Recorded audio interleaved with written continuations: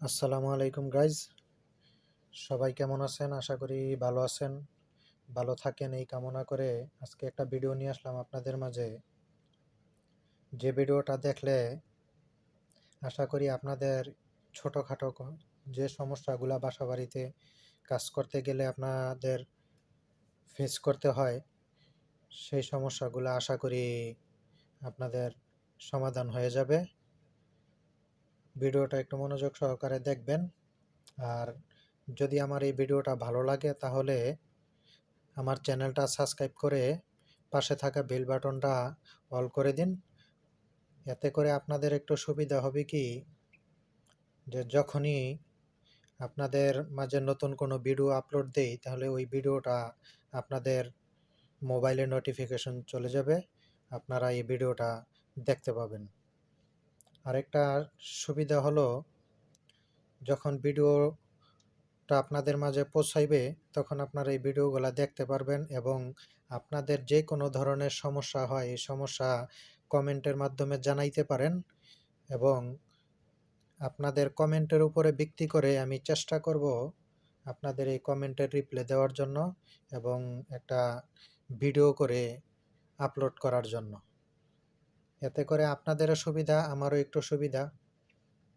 তো আর বেশি কথা না বাড়িয়ে চলুন মূল ভিডিওতে চলে যাই। আজকে ভিডিওর প্রসঙ্গ হলো গিয়ে যে সেলাই মেশিনে কাজ করতে গেলে কখনো কখনো আমরা দেখতে পাই যে কাপড় সামনের দিকে পিছনের দিকে টানতেছে না, পিছনে যাচ্ছে না কাপড়টা। এর কারণ হইল গিয়া দাঁতে আপনার কাপড়টাকে টানতে পারতেছে না। এটা দুইটা কারণে হইতে পারে। এক, দাঁত যদি ক্ষয় হয়ে যায় তাহলে হতে পারে।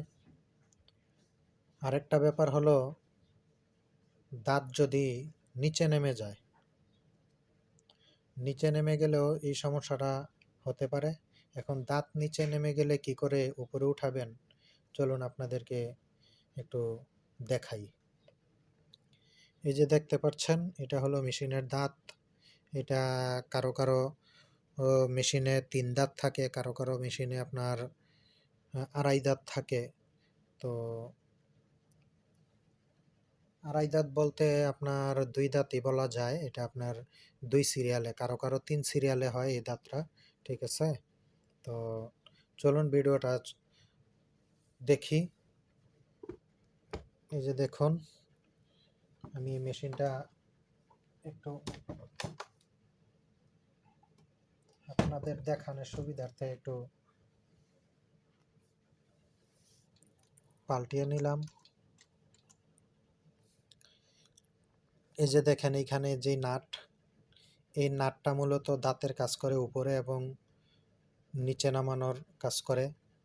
এই দাঁতরা যখন আপনার এই দাঁতের কাজটা করে এই মেশিনে, সরি, এই নাটটা, এই নাটটায় কাজ করে দাঁতকে উপরে উঠানো এবং নিচে নামানোর।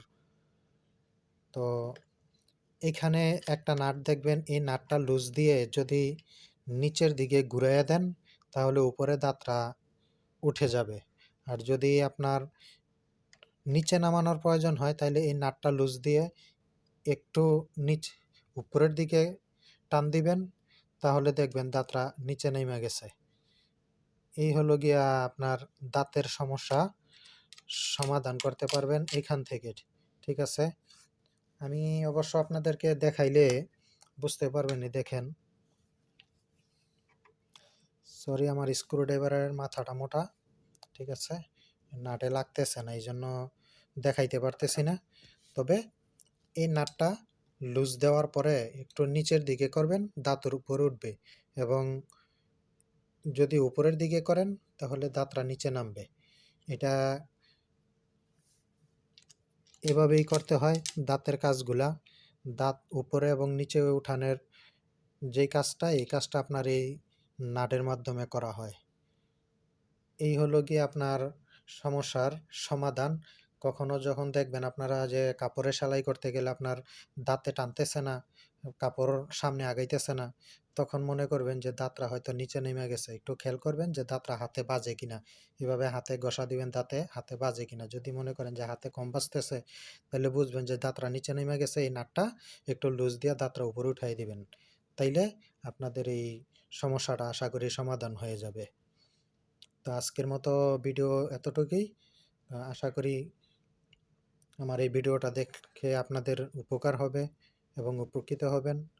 এই বলে আমার ভিডিও শেষ করলাম। আসসালামু আলাইকুম রহমতুল্লাহি ওয়া বারাকাতুহু।